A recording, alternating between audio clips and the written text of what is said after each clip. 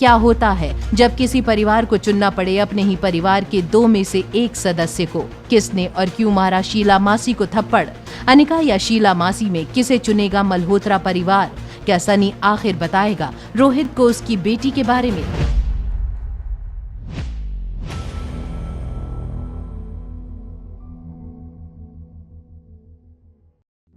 अमृत tablets. Anika की मां ने अपने आविष्कार को यही नाम दिया था।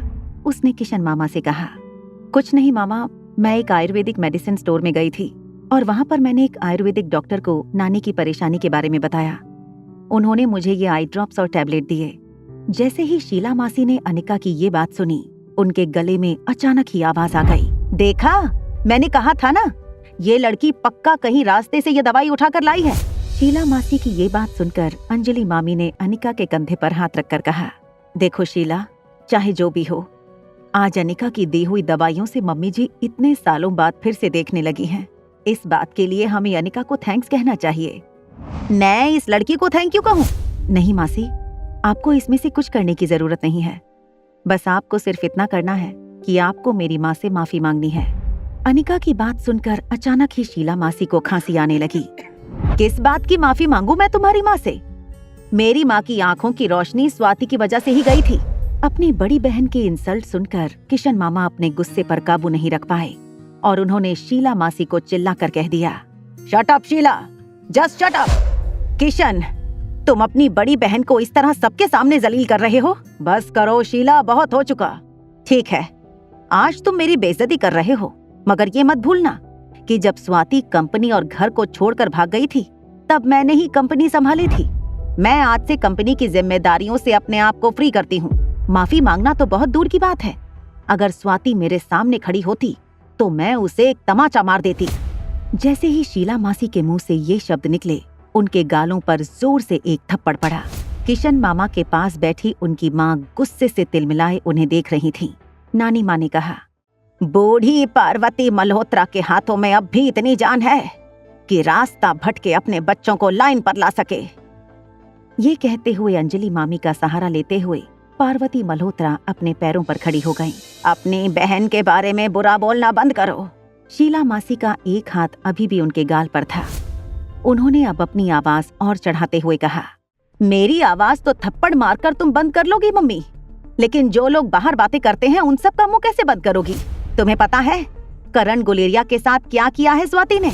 थोड़ी परेशान होकर पार्वती मल्होत्रा ने किशन मामा के सहारे शीला से दूर जाते हुए कहा, हो सकता है स्वाति की कोई मजबूरी हो जिसकी वजह से उसे ऐसा करना पड़ा हो। अनिका के लिए अपनी माँ के बारे में ये सब कुछ जानना एक बहुत बड़ा शौक था। अपनी माँ के सामने आते हुए शीला मौसी ने कहा, मगर उसने धोखा दिया है और ये बात सब जानते हैं।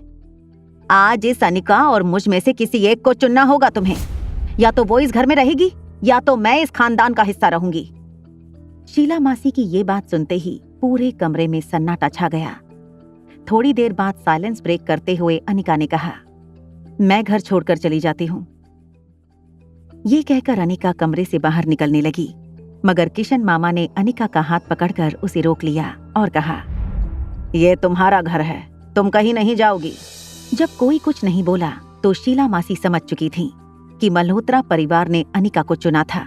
तुम इस वक्त मुझे ठुकरा रहे हो, अब कंपनी का जो होगा उसकी जिम्मेदार मैं नहीं। ये कहकर शीला मासी बाहर जाने लगी। जब तक वो मेन डोर तक पहुंचती तब तक पीछे से कोई आवाज नहीं आई। शीला मासी खुद ही रुक गईं और चिल्लाना शुरू कर दिया, तुम सब लोग मेरे साथ बहुत बुरा कर रहे हो। आज तक मैंने मल्होत्रा फार्मेसी को संभाला था और उसके बदले में तुम लोग मेरे साथ ये कर रहे हो। अब मैं भी देखती हूँ कैसे बचाते हो तुम सब मिलकर मल्होत्रा फार्मेसी को।